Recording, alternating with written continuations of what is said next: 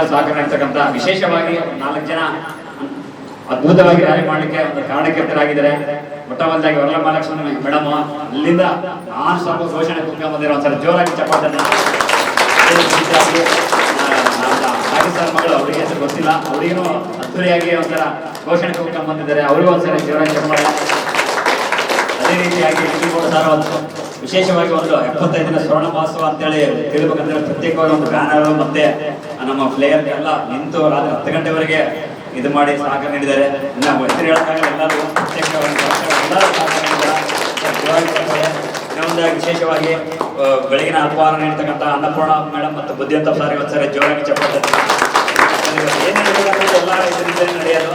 ಅದೇ ರೀತಿಯಾಗಿ ಮಧ್ಯಾಹ್ನ ಊಟದ ವ್ಯವಸ್ಥೆ ಮಾಡಿರ್ತಕ್ಕಂಥ ರುದ್ರೇಶ ಚೌಧರಿಗೆ ಒಂದ್ಸರಿ ಜೋರಾಗಿ ಚಪ್ಪಾಳೆ. ಇವಾಗ ನಿಮ್ಮೆಲ್ಲರಿಗೆ ಅವಕಾಶ. ಇವಾಗ 12 ಗಂಟೆ 5 ನಿಮಿಷ ಆಗಿದೆ. 1 ಕಾಲ ಅಥವಾ 1:15 ಈ ಒಂದು ಕಾರ್ಯಕ್ರಮ ಮುಕ್ತಾಯ ಮಾಡೋಣ ಅಂತ ಇದ್ದೀವಿ. ಅದಕ್ಕೆ ಪ್ರತಿಯೊಬ್ಬ ಮಾಸ್ಟರ್ ಒಂದು 2 ನಿಮಿಷ ತಮ್ಮ ಅನಿಸಿಕೆಗಳನ್ನ ಕ್ಲಾಸ್ ಅಲ್ಲ ತಮ್ಮ ಒಂದು ಅಭಿಪ್ರಾಯನ ತಿಳಿಸ್ಬೇಕಂತೇಳಿ ಮನವಿ. ಮೊಟ್ಟಮೊದಲಾಗಿ ನಮ್ಮ ಪುರುಷೋತ್ತಮ ಸಾರ್ ಕೂಡ ಬಂದು 2 ನಿಮಿಷ, ಯಾಕಂದ್ರೆ ಕ್ಲಾಸ್ ಅಲ್ಲಿ ಸ್ವಾತಂತ್ರ್ಯೋತ್ಸವ ಅಂದರೆ ಸ್ವಾತಂತ್ರ್ಯ, ನಮ್ಮ ದೇಶಕ್ಕೆ ಸ್ವಾತಂತ್ರ್ಯ ಬಂದು 75ನೇ ವರ್ಷ. ಈ ಸಂದರ್ಭದಲ್ಲಿ ನಮ್ಮ ದೇಶ ಬ್ರಿಟಿಷರ ಒಂದು ದಬ್ಬಾಳಿಕೆಯಿಂದ ಅಥವಾ ಬ್ರಿಟಿಷರ ಆಡಳಿತದಿಂದ ಬಿಡುಗಡೆಯಾಯಿತು. ಇದು ಬಾಹ್ಯ ಸ್ವಾತಂತ್ರ್ಯ ಬಂಧುಗಳು. ಅಂದರೆ ಬಾಹ್ಯವಾಗಿ ನಾವು ಎಲ್ಲಿ ಬೇಕಾದ್ರೂ ಹೋಗ್ಬೋದು, ಎಲ್ಲಿ ಬೇಕಾದ್ರೂ ಮಾತಾಡಬಹುದು, ಏನು ಬೇಕಾದ್ರೂ ತಗೋಬೋದು. ಈ ರೀತಿಯಾಗಿ ಯಾವ ಅಂದರೆ ನಮ್ಮ ದೇಶದ ಯಾವ ಭಾಗದಲ್ಲೂ ನಾವು ಸ್ವತಂತ್ರವಾಗಿ ಅಡ್ಡಾಡಬಹುದಂತ ಒಂದು ಸ್ವಾತಂತ್ರ್ಯ. ಅಂದರೆ ಬಾಹ್ಯ ಸ್ವಾತಂತ್ರ್ಯ ದೊರಕಿ ನಮಗೆ ಈಗ 75 ವರ್ಷಗಳು ಬಂದವು. ಹಾಗಾದರೆ ಆಂತರಿಕ ಸ್ವಾತಂತ್ರ್ಯ ಅಂದರೆ ಪ್ರತಿ ಮನುಷ್ಯನ ಒಳಗೆ ಪ್ರತಿ ಮನುಷ್ಯನು ಬಂದಿಯಾಗಿದ್ದಾರೆ. ಯಾರಿಂದ? ಕೋಪ, ದ್ವೇಷ, ಅಸೂಯೆ, ಅರಿಷಡ್ವರ್ಗಗಳಲ್ಲಿ ಬಂದಿಯಾಗಿದ್ದಾರೆ. ನಾವೊಂದು ದ್ವೇಷದಿಂದ ಬಂದಿಯಾಗಿದ್ದೀವಿ, ವಾರ 15 ತಿಂಗಳು ವರ್ಷಗಟ್ಟಲೆ ಬಂದಿಯಾಗ್ತೀವಿ. ಕೋಪದಿಂದ ಬಂದಿಯಾಗ್ತೀವಿ. ಇವುಗಳಿಂದ ಬಿಡುಗಡೆ ಯಾವಾಗ? ಆ ಬಿಡುಗಡೆನೇ ಧ್ಯಾನ. ಅದಕ್ಕೆ ನಾವು ಹೋರಾಟ ಮಾಡ್ತಾ ಇರ್ಬೇಕಾದ್ರೆ ಆ ಸ್ವಾತಂತ್ರ್ಯಕ್ಕೋಸ್ಕರ, ಆಂತರಿಕ ಸ್ವಾತಂತ್ರ್ಯಕ್ಕೋಸ್ಕರ ಹೋರಾಟ ಮಾಡಬೇಕಂದ್ರೆ ನಾವು ಧ್ಯಾನ ಮಾಡಲೇಬೇಕು. ಅದಕ್ಕೆ ಅಂದರೆ PSS ಮೂವ್ಮೆಂಟು ಈ ಆಂತರಿಕ ಸ್ವಾತಂತ್ರ್ಯದ ಚಳುವಳಿಯಲ್ಲಿ ಫಸ್ಟ್ ಇದೀವಿ ನಾವು. ಅರ್ಥ ಆಯ್ತಾ? ಏನು ನಾವು ಬಂದಿಗಳಾಗಿದ್ವಲ್ಲ, ದ್ವೇಷ, ಅಸೂಯೆ, ಕೋಪ, ಅನೇಕ ದೌರ್ಬಲ್ಯಗಳಲ್ಲಿ ನಾವು ಬಂದಿಯಾಗಿದ್ದೀವಿ. ನಾವು ಸ್ವತಂತ್ರ ಇಲ್ಲ. ನಾವು ಮೋಹ, ಪ್ರೇಮ, ಅನೇಕ ಒಂದು ಮಾನಸಿಕ ದೌರ್ಬಲ್ಯದಿಂದ ನಾವು ಬಂದಿಯಾಗಿದ್ದೀವಿ. ಆ ಬಂಧನದಿಂದ ಮುಕ್ತಿಯಾಗಿ ನಾವು ಅತಿ ಮಾನವರು ಅಂದರೆ ದೇವಮಾನವರಾಗೋದಕ್ಕೆ ಅಥವಾ ಉನ್ನತ ಒಂದು ಜೀವಿಯಾಗೋದಕ್ಕೆ ನಾವು ಸ್ವತಂತ್ರ ಆ ಒಂದು ಹೋರಾಟದಲ್ಲಿ PSS ಮೂವ್ಮೆಂಟ್ ಮತ್ತು ನಾವು PSS ಮೂವ್ಮೆಂಟ್ ನಾವೇನು ಸೇರ್ಕೊಂಡಿದ್ದೀವಲ್ಲ ನಾವೆಲ್ಲರೂ ಫಸ್ಟ್ ಇದೀವಿ ಬಂಧುಗಳೇ.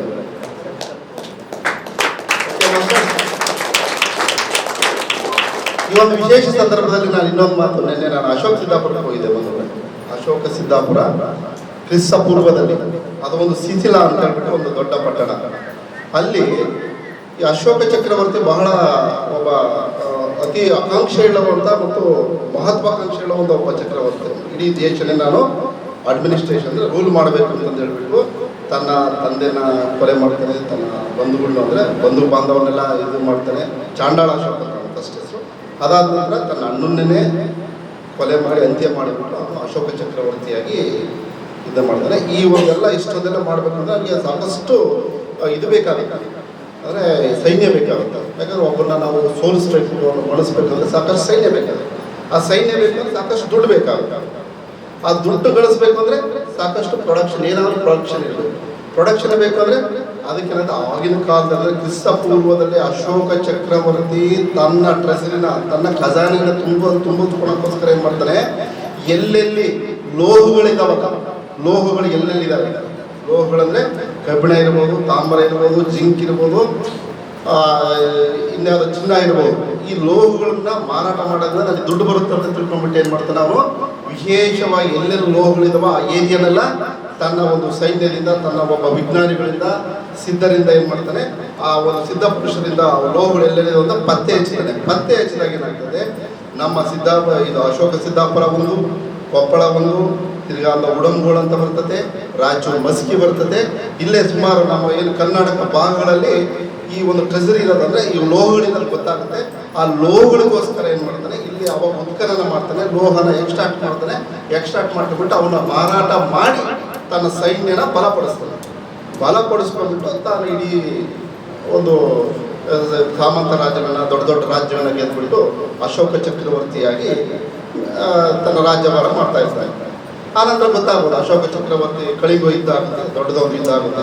ಆ ಟೈಮಲ್ಲಿ ಸಾವು ನೋವು ಬಿಟ್ಟು ಅವಾಗೇನಾಗುತ್ತೆ, ಅವಾಗ ಮನ ಪರಿವರ್ತನೆ ಆಗುತ್ತೆ. ಆ ಕಳಿಂಗ ಯುದ್ಧದಲ್ಲಿ ಆದ ಸಾವು ನೋವುಗಳು ನೋಡಿಬಿಟ್ಟು ಅವನಿಗೆ ಮನ ಪರಿವರ್ತನೆಯಾಗಿ ಬೌದ್ಧ ಧರ್ಮಕ್ಕೆ ಎಂಟ್ರಿ ಆಗ್ತಾರೆ. ಮೊದಲು ಆ ಬೌದ್ಧ ಧರ್ಮಕ್ಕೆ ಎಂಟ್ರಿ ಆದ 2ನೇ ವರ್ಷದಲ್ಲಿ ಏನು ಮಾಡ್ತಾನೆ, ಇವೆಲ್ಲ ಅವಾಗ ಆಗಿನ ಅಶೋಕ, ಈ ನಮ್ಮ ಏರಿಯಾಗಳೆಲ್ಲ ಅಶೋಕನ ಸಾಮ್ರಾಜ್ಯದ ಆಡಳಿತಕ್ಕೆ ಒಳಪಟ್ಟಿರ್ತವೆ. ಈ ನಮ್ಮ ಏರಿಯಾಗಳು ಅದು ಜಂಬೂದ್ವೀಪ ಅಂತ ಕರೀತಾರೆ, ನಮ್ಮ ಸೌತ್ ಕರ್ನಾಟಕ. ಆ ಒಂದು ಸಮಯದಲ್ಲಿ ಅಶೋಕನ ಆಳ್ವಿಕೆಗೆ ಒಳಪಟ್ಟಾಗ ಅಲ್ಲಿಂದ ಒಂದು ಪತ್ರ ಬರೀತಾರೆ, ಯಾರೋ ಅಶೋಕ ಚಕ್ರವರ್ತಿ. ಆ ಪತ್ರನ ಇಲ್ಲೇ ಒಬ್ಬ ಮಹಾಪಾತ್ರ ಅಂತ ಒಬ್ಬ ಮಂತ್ರಿ ಇರ್ತಾನೆ. ಆ ಮಹಾಪಾತ್ರ ಅಂತ ಹೇಳ್ಬಿಟ್ಟು ಅವ್ರೇನು ಮಾಡ್ತಾರೆ, ಅಶೋಕ ಸಿದ್ದಾಪುರದಲ್ಲಿರೋ ಒಂದು ಬೆಟ್ಟದ ಒಂದು ಕಲ್ಲಿನ ಮೇಲೆ ಕೆತ್ತಿಸ್ತಾರೆ. ಅದು ಏನಪ್ಪ ಅಂದ್ರೆ ಸಾರ ಏನಿದೆ ಅಂದರೆ, ನಾನು 2ನೇ ವರ್ಷದಲ್ಲಿ ಬೌದ್ಧ ಧರ್ಮವನ್ನು ಸ್ವೀಕರಿಸಿ, ಅಂದರೆ ನಾನು ಧ್ಯಾನವನ್ನು ಸಂದರ್ಶಿಸಿ ಅಂತ ಹೇಳ್ತಾರೆ. ಧ್ಯಾನವನ್ನು ಮಾಡಿ ದೇವತೆಗಳೊಡನೆ ಸಂಭಾಷಿಸಿ ಕಾಲ ಕಳೆಯುತ್ತಿದ್ದೇನೆ. ನಿಮ್ಮ ಆರೋಗ್ಯದ ಬಗ್ಗೆ ತಿಳಿಸಬೇಕು. ನಂತರ ನೀವೆಲ್ಲರೂ ಸಾಮಾನ್ಯ ಮನುಷ್ಯರಾಗಿದ್ದರೂ ಸಮೇತ ನಿಮ್ಮ ಪ್ರಯತ್ನದಿಂದ ನೀವು ಸಹ ದೇವತೆಗಳೊಡನೆ ಸಂಭಾಷಿಸಬಹುದು.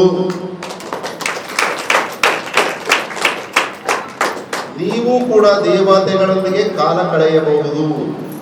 ಹಾಗಾಗಿ ನನ್ನ 2065 ರಾತ್ರಿಗಳಂದ್ರೆ ದಿನ ಎಲ್ಲ ಬರ್ತದೆ, ರಾತ್ರಿಗಳನ್ನು ಈ ಒಂದು ಧರ್ಮ ಪ್ರಚಾರಕ್ಕಾಗಿ ನಾನು ಮೀಸಲಿರಿಸುತ್ತಿದ್ದೇನೆ ಮತ್ತು ನಾನು ಆ ಒಂದು ಪ್ರದೇಶವನ್ನು ಸಮೃದ್ಧಿಗೊಳಿಸಲು ಪ್ರಯತ್ನ ಪಡುತ್ತೇನೆ ಅಂತ ಹೇಳ್ಬಿಟ್ಟು ಇನ್ನು ಮುಂದಕ್ಕೆಲ್ಲ ಹೇಳ್ತಾರೆ. ಗುರು ಹಿರಿಯರಿಗೆ ನಾವು ಇದು ಮಾಡಬೇಕು ಅನ್ನೋದ್ರ ಬಗ್ಗೆ ಎಲ್ಲ ಹೇಳ್ತಾರೆ. ಆದರೆ ಇಲ್ಲಿ ಬಹಳ ಒಂದು ಉನ್ನತವಾದ ವಿಚಾರ ಎಂದರೆ, ಅಶೋಕ ಚಕ್ರವರ್ತಿ ಬೌದ್ಧ ಧರ್ಮದಿಂದ ಪ್ರಭಾವಿತನಾಗಿ ಧ್ಯಾನವನ್ನು ಮಾಡಿಕೊಂಡು ತಾನು ಸಮೇತ ದೇವತೆಗಳೊಡನೆ ಅಂದರೆ ಉನ್ನತವಾದ ಮಾನವ ಜೀವಿಯಾಗಿ ಪ್ರಯತ್ನ ಪಡ್ತಾ ಇರ್ತಾರೆ. ಅದ್ರ ಜೊತೆ ಸಾಮಾನ್ಯ ಮನುಷ್ಯರಾದ ನೀವೆಲ್ಲರೂ ಸಮೇತ ದೇವರಾಗಬಹುದು ಅಂತ ಆ ಸಮಯದಲ್ಲೇ ಹೇಳ್ತಾರೆ. ಅಂತ ಮಹತ್ವ ಹೇಳಿದ್ಮೇಲೆ ಅದಕ್ಕೆ ನಾನು ಪ್ರಯತ್ನ ಮಾಡ್ತೀನಿ, ಅದಕ್ಕೋಸ್ಕರ ತನ್ನ ಮಕ್ಕಳನ್ನೇ ಧರ್ಮ ಪ್ರಚಾರಕ್ಕೆ ಕಳಿಸ್ಕೊಡ್ತಾರೆ. ಬಹಳ ಒಂದು ಮುಖ್ಯವಾದ ವಿಚಾರ. ಇಡೀ ಒಂದು ತನ್ನ ಆಡಳಿತವನ್ನೇ ಧರ್ಮ ಪ್ರಚಾರಕ್ಕಾಗಿ ಮೀಸಲಿಸ್ತಾರೆ. ತನ್ನ ಮಕ್ಕಳನ್ನು ಸಮೇತ ತಮಗೆಲ್ಲ ತಿಳಿದಿರೋದಕ್ಕೆ ಅನೇಕ ದೇಶಗಳಿಗೆ ಶ್ರೀಲಂಕಾ ಅನೇಕ ದೇಶಗಳಿಗೆ ಕಳಿಸ್ಕೊಡ್ತಾರೆ. ಇದು ಅಂದಿನ ಅಶೋಕ ಚಕ್ರವರ್ತಿ. ಅಂದರೆ ಆ ಒಂದು ಭಾಗದಲ್ಲಿ ಹುಟ್ಟಿರುವಂತಹ ನಾವೆಲ್ಲ ಜನಗಳು ನಿಜವಾಗಲೂ ಅದೃಷ್ಟಶಾಲಿಗಳು ಬಂದರು.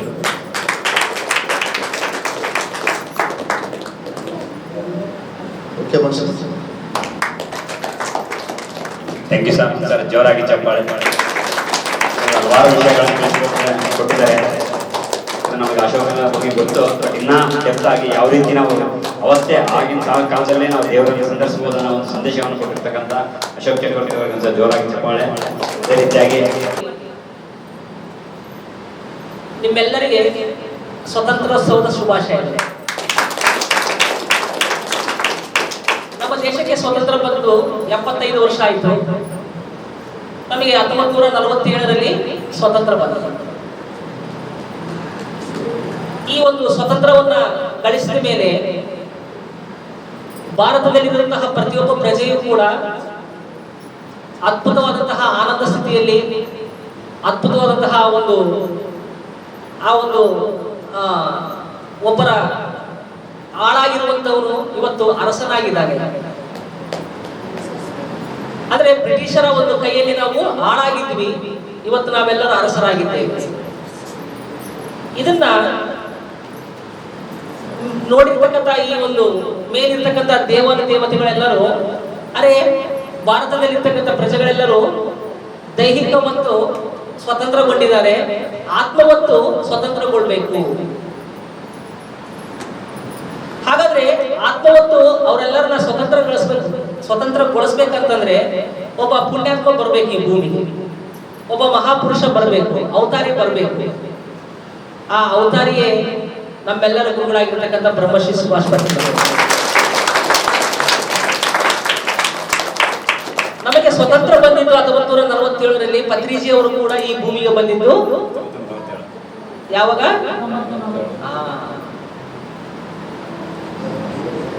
ಇದು ನಾವೇನೋ ಸುಮ್ಮನೆ ವಿಶ್ಲೇಷಣೆ ಮಾಡ್ತಾ ಇಲ್ಲ, ಇದು ಸುಮ್ಮನೆ ನಾವು ಊಹೆ ಮಾಡ್ತಾ ಇಲ್ಲ, ಇದು ನಡೆದಿರೋದು ಸತ್ಯ ಕೂಡ. ಎಲ್ಲರೂ ದೈಹಿಕವತ್ತು ಸ್ವತಂತ್ರಗೊಂಡಿದ್ದಾರೆ, ಆತ್ಮವತ್ತು ಸ್ವತಂತ್ರಗೊಳ್ಬೇಕು, ಆಧ್ಯಾತ್ಮಿಕ ಜ್ಞಾನಿಗಳಾಗಬೇಕು, ವಿಜ್ಞಾನಿಗಳಾಗಬೇಕು ಅಂತವ್ರನ್ನೆಲ್ಲರನ್ನ ತಯಾರು ಮಾಡ್ಬೇಕಂತ ಹೇಳ್ಬಿಟ್ಟು ಒಂದು ಮಹಾಪುರುಷರಾಗಿ, ಅವತಾರ ಪುರುಷರಾಗಿ ಬ್ರಹ್ಮಶ್ರೀ ಸುಭಾಷ್ ಪತ್ರಿಜಿ ಅವರು ಈ ಭೂಮಿಗೆ ಬಂದರು. ಬಂದಾದ ನಂತರ ಮತ್ತೆ 2022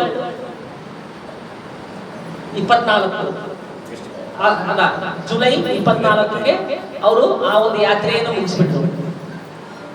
ಅಂದ್ರೆ ಈ ಒಂದು ಅವರ ಒಂದು 74 ವರ್ಷದಲ್ಲಿ ಏನ್ ಮಾಡಿದಾರಪ್ಪ ಅಂತಂದ್ರೆ ನಿಮ್ಮನ್ನೆಲ್ಲರನ್ನೂ ಸೃಷ್ಟಿ ಮಾಡಿ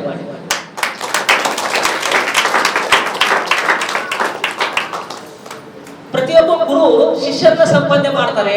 ಆದ್ರೆ ಬ್ರಹ್ಮಶ್ರೀ ಸುಭಾಷ್ ಪತ್ರಿಜಿ ಅವರು ಗುರುಗಳನ್ನ ಸಂಪಾದನೆ ಮಾಡಿದ್ದಾರೆ. ನಮ್ಮ ಇದರಲ್ಲಿ ಗುರು ಶಿಷ್ಯ ಸಂಬಂಧ ಇಲ್ಲ. ನಮ್ಮೆಲ್ಲರೂ ಇರ್ತಕ್ಕಂಥದ್ದು ಯಾವುದು? ಎಲ್ಲರೂ ನಾವು ಮಾಸ್ಟರ್ಸೇ. ಅವರೆಲ್ಲರೂ ನಮ್ಮನ್ನು ಮಾಸ್ಟರ್ಸ್ ಅನ್ನ ತಯಾರು ಮಾಡಿದ್ದಾರೆ. ನಾವು ಮಾಸ್ಟರ್ಗಳಾಗಿ ಎಲ್ಲರಿಗೂ ಹೋಗಿ ಮತ್ತೆ ಏನ್ ಮಾಡ್ತೀವಿ? ಧ್ಯಾನವನ್ನು ಹೇಳಿ ಮತ್ತೆ ಮಾಸ್ಟರ್ನೇ ತಯಾರು ಮಾಡ್ತೀವಿ, ಶಿಷ್ಯಂದರಿಂದಲ್ಲ. ಪತ್ರಿಜಿ ಅವರು ಇದ್ದಾಗಲೂ ನಮಗೆ ಸ್ವತಂತ್ರವಾಗಿ ಪಿರಮಿಡ್ ಅನ್ನು ಕಟ್ಸ್ಕೊಳ್ಳೋದಕ್ಕೆ ಅವಕಾಶ ಮಾಡಿಕೊಂಡಿದ್ದಾರೆ, ಸ್ವತಂತ್ರವಾಗಿ ವೆಜಿಟೇರಿಯನ್ ರ್ಯಾಲಿಯನ್ನು ಮಾಡ್ಕೊಳ್ಳೋದಕ್ಕೆ ಅವಕಾಶ ಮಾಡಿಕೊಂಡಿದ್ದಾರೆ, ಸ್ವತಂತ್ರವಾಗಿ ಧ್ಯಾನವನ್ನು ಮಾಡೋದಕ್ಕೆ ಅವಕಾಶ ಮಾಡಿಕೊಂಡಿದ್ದಾರೆ. ಅವ್ರು ಯಾವತ್ತೂ ನಮಗೆ ದೀಕ್ಷೆ ಕೊಟ್ಟಿಲ್ಲ. ಯಾರನ್ನ ದೀಕ್ಷೆ ತಗೊಂಡಿರ ದೀಕ್ಷೆ? ಇಲ್ಲ. ನೀವು ಬೇರೆ ಸಂಸ್ಥೆಗಳಲ್ಲಿ ಹೋದ್ರೆ ದೀಕ್ಷೆ ತಗೋಬೇಕು, ಅದಕ್ಕೊಂದು ಗುರು ಆಗದೆ ಇರಬೇಕು, ಅದು ಇದಕ್ಕೆ 108 ನಿಬಂಧನೆಗಳು ಇರ್ತವೆ.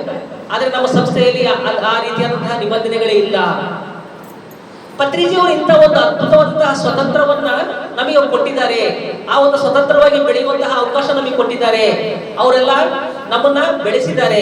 ಈಗ ನಮ್ಮ ಮುಂದೆ ಇರ್ತಕ್ಕಂಥ ಏಕೈಕ ಟಾಸ್ಕ್ ಏನಪ್ಪಾ ಅಂತಂದ್ರೆ, ನಾವು ಪತ್ರಿಜಿ ಅವರು ಇದ್ದಾಗ ಯಾವ ರೀತಿಯಾಗಿ ಅದ್ಭುತವಾಗಿ ಮಾಡ್ಕೊಂತ ಹೋದ್ವೋ, ಅವರು ಇಲ್ಲದಾಗಲೂ ಸಹ ನಾವು ಅದ್ಭುತವಾಗಿ ಧ್ಯಾನ ಜಗತ್ತಿನಡೆಗೆ ಪ್ರಯಾಣ ಮಾಡಬೇಕು, ಸಸ್ಯಾಹಾರ ಜಗತ್ತಿನಡೆಗೆ ಪ್ರಯಾಣ ಮಾಡಬೇಕು, ಪಿರಮಿಡ್ ಜಗತ್ತಿನಡೆಗೆ ಪ್ರಯಾಣ ಮಾಡಬೇಕು. ಇವತ್ತು ನಾವೆಲ್ಲರೂ ಸಸ್ಯಾಹಾರ ಜನ ಜಾಗೃತಿ ಜಾಥಾ ಕಾರ್ಯಕ್ರಮ ಮಾಡಿದ್ವಿ. ಈ ಒಂದು ರ್ಯಾಲಿ ಮಾಡೋದ್ರ ಮುಖಾಂತರ ಏನಾಗುತ್ತೆ, ಒಬ್ಬ ವ್ಯಕ್ತಿಗೆ ಮಾಂಸಾಹಾರಿ ಸಸ್ಯಾಹಾರಿ ಆಗಿದ್ದಾನಂತಂದ್ರೆ ಆ ವ್ಯಕ್ತಿಯಿಂದ ಅವರ ಜೀವಿತಾವಧಿಯಲ್ಲಿ ಸುಮಾರು 11,000 ಜೀವಿಗಳನ್ನು ಉಳಿಸ್ತಾರೆ. ಎಷ್ಟು ಸಾವಿರ? 11,000 ಜೀವಿಗಳು. ಒಬ್ಬ ಮಾಂಸಾಹಾರಿ ಅವನು ಸಾಯಷ್ಟೊತ್ತಿಗೆ 11,000 ಜೀವಿಗಳನ್ನು ತನ್ನ ಹೊಟ್ಟೆಯಲ್ಲಿ ಕೇಳ್ತಾನೆ. ಅದೇ ಒಬ್ಬ ವೆಜಿಟೇರಿಯನ್ ಆಗಿ ಅನ್ಕೊಂಡ್ರೆ ಆ ವ್ಯಕ್ತಿ ಅವಾಗ ಏನಾಗ್ತದೆ, 11,000 ಜೀವಿಗಳು ಉಳಿದ ಇಲ್ವಾ? ಆ 11,000 ಜೀವಿಗಳಿಗೆ ನಾವು ಸ್ವತಂತ್ರ ಕೊಟ್ಟಿವೇ ಇಲ್ವಾ? Yes or no madam? So master ಇದ್ದಾರೆ, ಇವರು ಸುಮಾರು 26 ವರ್ಷ ಧ್ಯಾನ ಮಾಡ್ತಾ ಇದ್ದಾರೆ. ಅವರು ಕುಟುಂಬ ಮಾಂಸಾಹಾರಿ ಕುಟುಂಬನೇ. ಆದ್ರೆ ಅವ್ರು ಯಾವಾಗಾದ್ರೆ ಧ್ಯಾನ ಮಾಡಿದ್ರು ಅವಾಗ ಏನಾಯ್ತು, ಇವರು 11,000 ಜೀವಿಗಳಿಗೆ ಏನ್ ಮಾಡಿದ್ದಾರೆ? ಸ್ವತಂತ್ರ ಕೊಟ್ಟಿದ್ದಾರೆ. ಮಾಸ್ಟರಿಗೋಸ್ಕರ ಜೋರಾಗಿ ಚಪ್ಪಾಳೆ. ಅದೇ ರೀತಿ ಎಷ್ಟೋ ಜನ ಇದ್ದಾರೆ. ನಮ್ಮ SLV ರಮೇಶ್ ಅಣ್ಣ ಅವರೆಲ್ಲ ಬಹಳ ಜನ, ಪುರುಷೋತ್ತಮ್ ಸಾರ್, ಬಹಳ ಜನ ಲೆಕ್ಕೇ ಇಲ್ಲ. ನಾನು ವೆಜಿಟೇರಿಯನ್ ಬಗ್ಗೆ ಹೇಳಿದ್ರೆ ನಗ್ತಾರೆ ನಾನು, ಯಾಕಂದ್ರೆ ಬರ್ತೇನೆ ನಾನು ವೆಜಿಟೇರಿಯನ್. ಇಂಥ ಮಾಸ್ಟರ್ಗೆ ಹೇಳಿದ್ರೆ ಅದಕ್ಕೊಂದು ಶಕ್ತಿ ಇರ್ತದೆ. ಸೊ ಹಾಗಾಗಿ ಮೈ ಡಿಯರ್ ಫ್ರೆಂಡ್ಸ್, ನಾವು ಸ್ವತಂತ್ರ ತಗೊಂಡ್ವಿ, ಮತ್ತೆ ಎಲ್ಲರಿಗೆ ಸ್ವತಂತ್ರ ಕೊಡ್ಬೇಕು. ಆ ಸ್ವತಂತ್ರ ಯಾರಿಗೆ ಕೊಡ್ಬೇಕಪ್ಪ ಅಂದ್ರೆ ನಮ್ಮ ಸುತ್ತಮುತ್ತ ಇರುವಂತಹ ಪ್ರಾಣಿ ಪಕ್ಷಿಗಳಿಗೆ, 84 ಲಕ್ಷ ಜೀವರಾಶಿಗಳಿಗೆ. ನಾವು ಕೊಡೋದಂದ್ರೆ ಏನಿಲ್ಲ, ನಾವು ಮಾಡ್ಬೇಕಾಗಿರೋದು ಏನಿಲ್ಲ, ಎರಡೇ ಎರಡು ಕೆಲಸ. ಹಂಸ ಪಕಡ್ನ, ಹಿಂಸಾ ಚೋಟ, ಅಷ್ಟೇ. ಏನು ಹಂಸ ಹಿಡಿದ್ಕೋಬೇಕು, ಹಿಂಸೆಯನ್ನು ಬಿಡಬೇಕು, ಇಷ್ಟೇ. ಹಾಗೇನಾಗ್ತದೆ, ಸುಮಾರು ಸಾವಿರಾರು ಪ್ರಾಣಿಗಳು ಉಳಿತವೆ, ಸಾವಿರಾರು ಪ್ರಾಣಿಗಳು ಸ್ವತಂತ್ರಗೊಳ್ತವೆ. ಇಂತಹ ಒಂದು ಅದ್ಭುತವಾದಂತಹ ದಿನ ಈ ಒಂದು ಸದಾನಂದ ಯೋಗಿ ಪಿರಮಿಡ್ ಧ್ಯಾನ ಕೇಂದ್ರ ಮತ್ತು ಬಳ್ಳಾರಿಯಲ್ಲಿರ್ತಕ್ಕಂಥ ಪ್ರತಿಯೊಬ್ಬ ಪಿರಮಿಡ್ ಮಾಸ್ಟರ್ಗಳ ಒಂದು ನೇತೃತ್ವದಲ್ಲಿ ಅದ್ಭುತವಾಗಿ ನಾವು ಸಸ್ಯಾಹಾರ ಜಾಥಾ ಕಾರ್ಯಕ್ರಮವನ್ನ ಮಾಡಿದೀವಿ. ಇದಕ್ಕೆ ಪರೋಕ್ಷವಾಗಿ ಪ್ರತ್ಯಕ್ಷವಾಗಿ ಸಹಕಾರ ಮಾಡಿದಂತ ಎಲ್ಲ ಮಾಸ್ಟರ್ಸ್ಗಳಿಗೆ ಹೃದಯಪೂರ್ವಕ ಧನ್ಯವಾದ ತಿಳಿಸುತ್ತಾ, ನಾವೆಲ್ಲರೂ ಎಲ್ಲ ಪ್ರಾಣಿಗಳಿಗೆ ಸ್ವತಂತ್ರವನ್ನು ಕೊಡ್ಬೇಕಂದ್ರೆ ನಾವೆಲ್ಲರೂ ವೆಜಿಟೇರಿಯನ್ ಆಗ್ಬೇಕು. ನಾವು ವೆಜಿಟೇರಿಯನ್ ಆದ್ರೆ ಸಾಕು, ಆ ಒಂದು 84 ಲಕ್ಷ ಜೀವರಾಶಿಗಳಿಗೆ ಸ್ವತಂತ್ರವನ್ನ ಕೊಟ್ಟಂತೆಯೇ ಸರಿ ಅಂತ ಹೇಳ್ತಾ, ಇಂತಹ ಒಂದು ಅವಕಾಶ ಕೊಟ್ಟ ನಿಮ್ಮೆಲ್ಲರಿಗೆ హృదయపూర్వక ధన్యవాదాలు. Thank you. నా పేరు వరలక్ష్మి, నాది ఆంధ్ర కర్నూలు డిస్టిక్. నేను గత 9 సంవత్సరాల నుంచి ధ్యానం చేస్తున్నాను. మరి అందరికీ కూడా స్వాతంత్ర దినోత్సవ శుభాకాంక్షలు.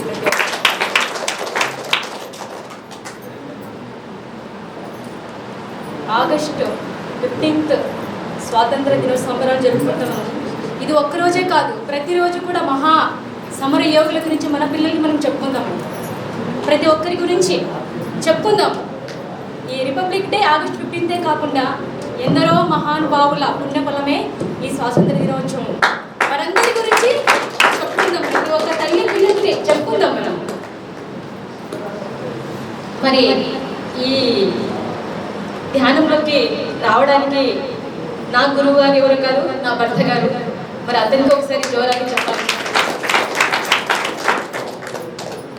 ఈ ధ్యాన భాగ్యాన్ని మాకి అందించినటువంటి కర్నూలు మాస్టర్ సంగీత మేడం గారికి ఒకసారి జోరాగా చెప్పాలి.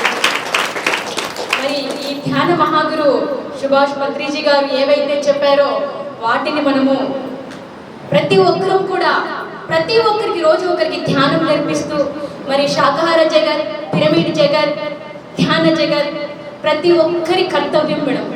ప్రతి ఒక్కరికి రోజుకొకరు చెప్పినా కూడా సారు టార్గెట్ మనము రీచ్ చేయగలం. కాబట్టి ప్రతి ఒక్కరూ కూడా శాకాహార జగత్ కోసము, ధ్యాన జగత్ కోసము, పిరమిడ్ జగత్ కోసము అందరం ಕೂಡ ಕೃಷಿ చేద్దాము. ಈ ಅವಕಾಶ ಇಚ್ಚಿನ ಮಾಸ್ಟರ್ಸ್ಗೆ ಥ್ಯಾಂಕ್ ಯು, ಧನ್ಯವಾದ. ಸರ್ ಹೇಳೋದಿಷ್ಟೇ, ನಾ ಯಾವ ರೀತಿ ರೆಡಿ ಆಗಿದ್ರೆ ನಮ್ಮ ತರ ಇನ್ನೊಬ್ಬರನ್ನ ರೆಡಿ ಮಾಡ್ಬೇಕಂತ ಹೇಳಿದ್ದಾರೆ. ಪತ್ರಿ ಸಾರ್ ಅಂತ ರೆಡಿ ಮಾಡಿದ್ರೆ ನಾವು ನಮ್ಮ ತರ ಅರುಣಾಚಲ ಅಂದ್ರೆ ಅರುಣಾಚಲಂ ತರ ಇನ್ನೊಬ್ಬರನ್ನ ರೆಡಿ ಮಾಡಬೇಕು. ಮೇಲೆ ಅರ್ಥ ಆಯ್ತಾ? ನೀವು ಇಷ್ಟೇ ಮಾಡ್ಬೇಕಾಗಿತ್ತು, ನಮ್ಮ ಹಂಗ ಇನ್ನೊಬ್ರು ತಯಾರು ಮಾಡದೆ ಕೆಲಸ ಅಷ್ಟೇ. 1 ಲಕ್ಷ ಜನ ಮಾಡ್ತೀವಿ, ಕೋಟಿ ಜನ ಮಾಡ್ತೀವಿ ಅಂತಲ್ಲ, ಒಬ್ರು ರೆಡಿ ಮಾಡ್ಬೇಕು. ಈಗ ನಾನು 23 ವರ್ಷಗಳಾಗಿ ಒಬ್ರು ರೆಡಿ ಮಾಡಿದ್ರೆ ನಾನು 23 ವರ್ಷಗಳಾಗಿದ್ದಂಗೆ ಅರುಣಾಚಲಂ ಇಲ್ಲ.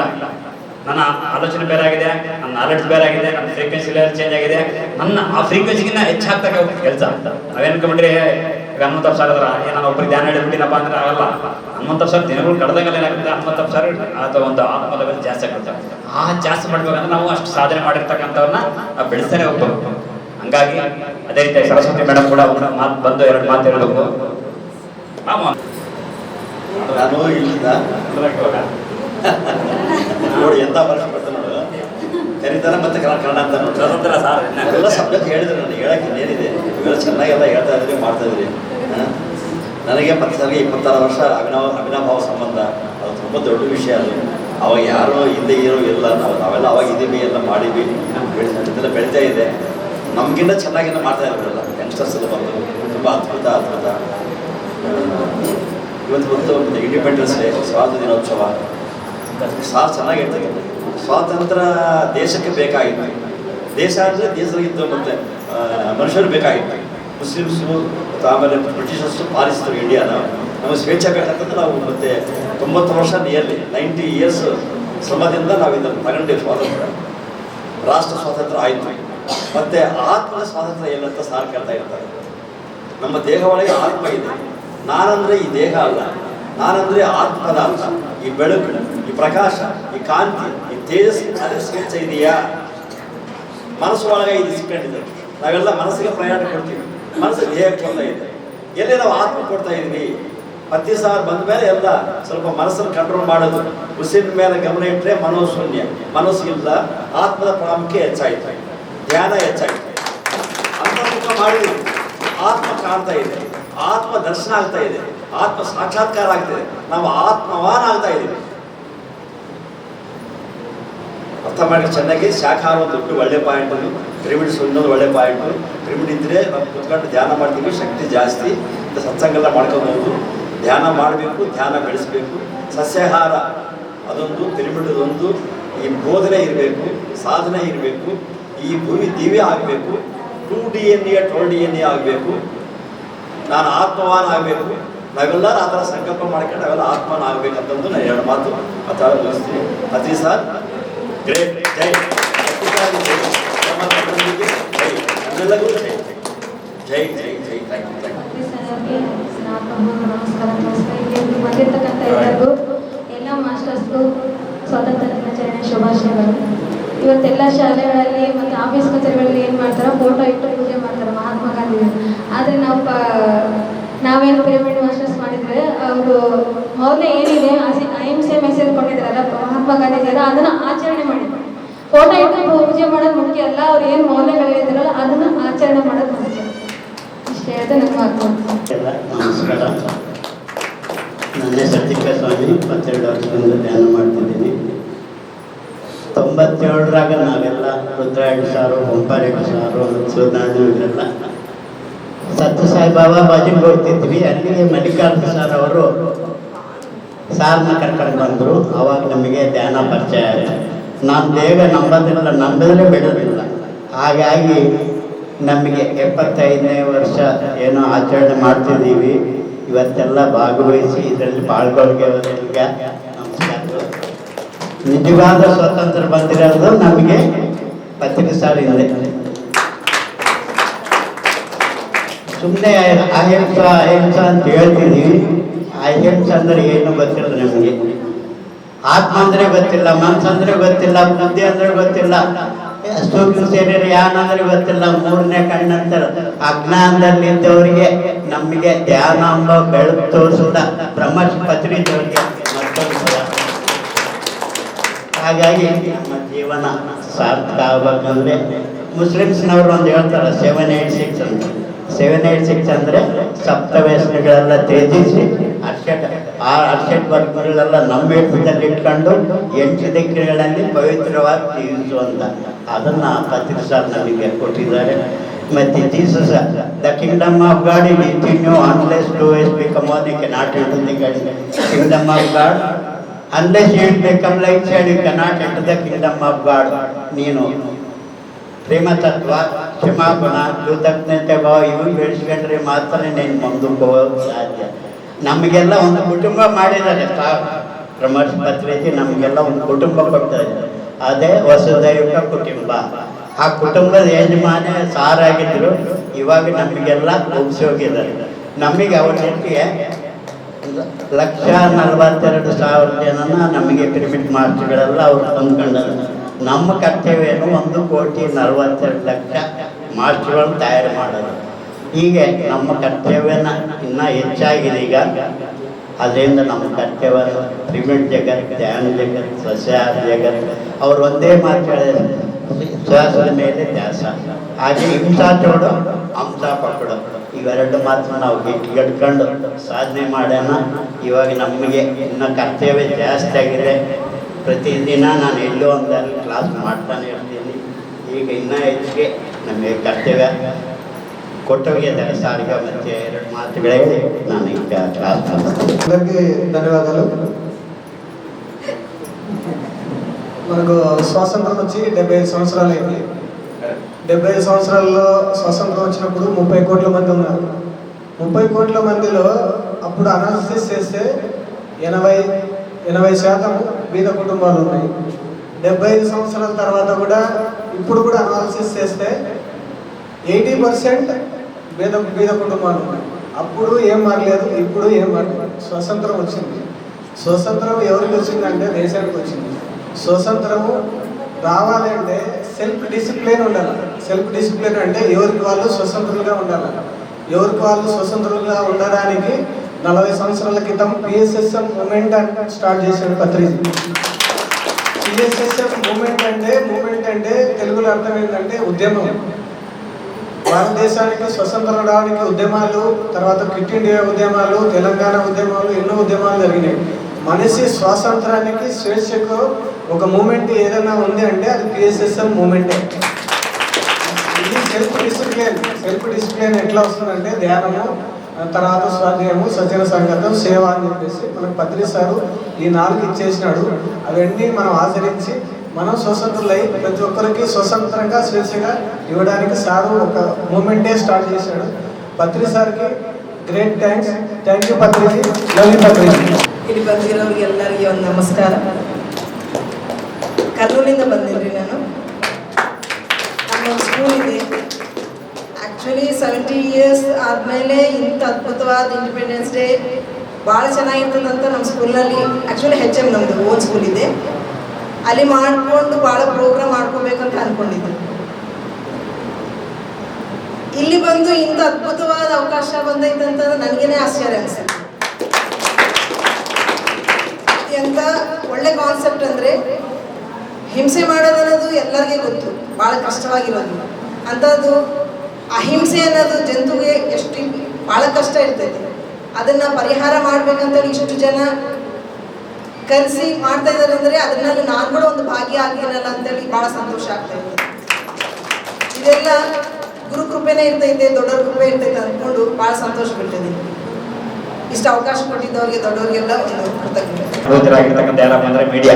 TMC ನಮಗೆ ಬೆಳಿಗ್ಗೆ 10 ಗಂಟೆಯಿಂದ ಇವಾಗವರೆಗಿದೆ. PMC ಟೀಮ್ ಎಲ್ಲ ಸರ್ ಜೋರಾಗಿ ಚಪ್ಪಾಳೆ. ಸ್ಪೆಷಲಿ ಸರ್ ಕೊನೆಯದಾಗಿ ಭೀಮ ಸರ್ ಅಂತ ಎರಡು ಮಾತಾಡಿ ಮುಕ್ತಾಯಕರ ಸರ್ ಜೋರಾಗಿ ಚಪ್ಪಾಳೆ ಭೀಮ ಸರ್ ಬೆಳಿಗ್ಗಿಂದ ರಾತ್ರಿಯಲ್ಲಿ ಇದ್ದು ಬೆಳಿಗ್ಗೆಲ್ಲ ಹೋಗಿ ರಿಷನ್ ತಂದು ಎಲ್ಲ ನಿರಂತರವಾಗಿ ಮಾಡ್ತಾ ಇದ್ದಾರೆ. ಕೊನೆಯದಾಗಿ 2 ನಿಮಿಷ ಮಾಡಿ ಮುಕ್ತಾಯ ಮಾಡಿ. ಧ್ಯಾನ ಜಗತ್, ಸಸ್ಯಾಹಾರ ಜಗತ್, ಪಿರಮಿಡ್ ಜಗತ್ಗೋಸ್ಕರ ಎಷ್ಟೋ ಕಷ್ಟಪಟ್ಟು ಈ ಭೂಮಿ ಮೇಲೆ ಒಂದು ವೈಭವ ತಂದಿರೋ ಕೊಟ್ಟಿರೋ ಪತ್ರಿಜಿ ಸರ್ ಜೋರಾಗಿ ಈ ಆಗಸ್ಟ್ 15 ಸ್ವತಂತ್ರ ಕೇವಲ ಮನುಷ್ಯರಿಗೆಲ್ಲ ಪ್ರತಿ ಪ್ರಾಣಿಗೆ ಸ್ವೇಚ್ಛೆ ಇರಬೇಕು. ಅದ್ರ ಪ್ರಕಾರ ಏನದು ಜೀವನ ತಗೊಂಡು ಬಂದಿರ್ತದೋ ಆ ರೀತಿ ಒಳ್ಳೆ ಜೀವನ ಮಾಡಿ ಇದಾಗಬೇಕು. ಯಾವ ಪ್ರಾಣಿನ ಯಾರು ಸಾಯಿಸಬಾರ್ದು ಅಂತ 40 ವರ್ಷ ಕೆಳಗಿನಿಂದ ಇಷ್ಟವರೆಗೂ ಎಷ್ಟೋ ಪ್ರಾಣಿಗಳ ಸಾಯ್ದಾಗ ಈ ಪತ್ರಿ ಸಾರು PSSM ಸೊಸೈಟಿ ಎಲ್ಲ ಕೆಲಸ ಮಾಡ್ತಿದ್ದೀವಿ. ಆಮೇಲೆ ಈ ಪಿರಮಿಡ್ ಜಗತ್ತು ಅಂದರೆ ಭೂಮಿ ಮೇಲೆ ಎಷ್ಟೋ ಪಿರಮಿಡ್ಗಳು ಬರಬೇಕು. ಪ್ರತಿಯೊಬ್ಬರು ಚಿಕ್ಕದಾಗಲಿ ದೊಡ್ಡದಾಗಲಿ ಎಲ್ಲರೂ ಅವರವರ ಒಂದು ಉತ್ಸವ ಕರೆದು ಪಿರಮಿಡ್ ನಿರ್ಮಾಣ ಮಾಡ್ಕೋಬೇಕು. ಇವತ್ತು ಈ ಸ್ವಾತಂತ್ರ್ಯ ದಿನೋತ್ಸವ ಸಂದರ್ಭವಾಗಿ ನಾವು ಸಸ್ಯಾಹಾರ ಜಾಥೆ ಕೂಡ ಮಾಡಿದ್ವಿ.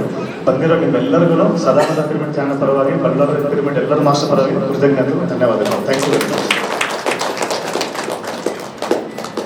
ಮಹಾತ್ಮ ಗಾಂಧಿ ಅಂತೂ ಯಾರು ನೋಡಿವಿ, ಇಷ್ಟು ಜನರಿಗೆ ಯಾರನ್ನ ನೋಡ್ಯಾರ? ಯಾರು ನೋಡಿಲ್ಲ. ನಿಜವಾಗಿ ನಮ್ಮ ಗುರುಗಳು ನೋಡ್ತಾ ಇದೀವಲ್ಲ, ನಿಜವಾಗಿ ನಮ್ಮ ಗುರುಗಳಿಗೆ ಈ ಒಂದು ಈ ಶಾಖಾಹಾರದ ಬಗ್ಗೆ ನಮಗೆ ತಿಳಿಸ್ಕೊಟ್ರಲ್ಲ ಎಲ್ಲರಿಗೆ, ಈ ಅವ್ರಿಗೆ ಎಷ್ಟು ಕೃತಜ್ಞತೆ ಸಲ್ಲಿಸಿದ್ರು ಕಡಿಮೆನೇ ನಾವು. ಯಾಕಂದರೆ ನಾವು ದೇವ್ರನ್ನ ನೋಡಿಲ್ಲ, ನಿಜವಾಗಿ ಯಾರನ್ನ ನೋಡಿವ? ದೇವ್ರನ್ನ ಯಾರು ನೋಡಿಲ್ಲ. ಆ ಗುರುಗಳು ದೇವ್ರ ರೂಪದಲ್ಲಿ ಆ ಗುರುವಾಗಿ ಬಂದು ನಮಗೆ ಈ ಹಿಂಸೆ ಅನ್ನೋದನ್ನ ಮಾಡಿದರೆ ಎಷ್ಟು ಇದಾಗುತ್ತೆ, ಕಷ್ಟ ಆ ಪ್ರಾಣಿಗಳಿಗೆ ಅನ್ನೋಂಥದ್ದನ್ನು ತಿಳಿಸ್ಕೊಟ್ರಲ್ಲ. ಅದು ಇವತ್ತಿನ ದಿವಸ ನಾವು ಈ ಸ್ವಾತಂತ್ರ್ಯ ದಿನಾಚರಣೆ ದಿವಸ ಮಾಡಿರೋದಕ್ಕೆ ಭಾಳ ಖುಷಿ ಆಗುತ್ತೆ ನನಗಂತೂ. ಯಾಕಂದರೆ ಸಣ್ಣದಾಗಿಂದ ನಾವು ಈ ಶಾಲೆಗಳಿಗೆ ಹುಡುಗರು ಕಳಿಸೋ ಹೊತ್ತಾಗ ಭಾಳ ಕಷ್ಟದಿಂದ ಅವ್ರನ್ನ ರೆಡಿ ಮಾಡಿ ಕಳಿಸೋದು ನಮಗೂ ಒಂಥರ ನಾವು ಎಲ್ಲಿ ಹೋಗಿಲ್ಲಲ್ಲ ಇವತ್ತೆಲ್ಲ ಅಂತ ಒಂದು ಬೇರೆ ಇತ್ತು. ಇವತ್ತು ನನಗೆ ನಿಜವಾಗಿ ತೀರಿದೆ. ಯಾಕಂದರೆ ಇವತ್ತು ನಮಗೂ ಕೂಡ ಒಂದು ಹಬ್ಬದ ಆಚರಣೆ ಆಗಿದೆ ಇಲ್ಲ ನಿಮ್ಗೆಲ್ಲರಿಗೆ? ಇವತ್ತು ಒಂಥರ ಖುಷಿ. ಎಷ್ಟು ಜನ ನೀವು ವರ್ಷ ಯಾವತ್ತೂ ಹೋಗಿರಂಗಿಲ್ಲ, ಯಾವ ವರ್ಷನೂ ಮಾಡಿಲ್ಲಲ್ಲ, ಇದೇ ವರ್ಷನೇ ಫಸ್ಟ್ ಮಾಡ್ತಾ ಇರೋದು. ಇದರಂದರೆ ಪ್ರತಿ ವರ್ಷ ಈ ಒಂದು ಸ್ವಾತಂತ್ರ್ಯ ದಿನಾಚರಣೆ ದಿವಸ ಈ ಒಂದು ರ್ಯಾಲಿನ ಮಾಡಿದರೆ ಭಾಳ ಖುಷಿ ಆಗುತ್ತೆ ಅಂತ ಆ ಒಂದು ಆತ್ಮ ಎಲ್ಲಿ ಅಂದರೆ ಯಾವ ಆತ್ಮ ಅಂದರೆ ಆ ಒಂದು ಮಹಾತ್ಮ ಗಾಂಧೀಜಿಗೆ ಮತ್ತು ನಮ್ಮ ಗುರುಗಳಾದ ಬ್ರಹ್ಮರ್ಷಿ ಪತ್ರಿಜಿಗೆ ಆ ಒಂದು ವೇದನೆ ನಾವು ತೀರಿಸಂಗೆ ಆಗ್ತದೆ ಅಂತ ಹೇಳಕ್ಕೆ ಇಷ್ಟಪಡ್ತೀನಿ. ಇಷ್ಟು ಹೇಳಿ ನಮ್ಮ PMC ವೀಕ್ಷಿಸಿ, ಸಬ್ಸ್ಕ್ರೈಬ್ ಮಾಡಿ, ಲೈಕ್ ಮಾಡಿ,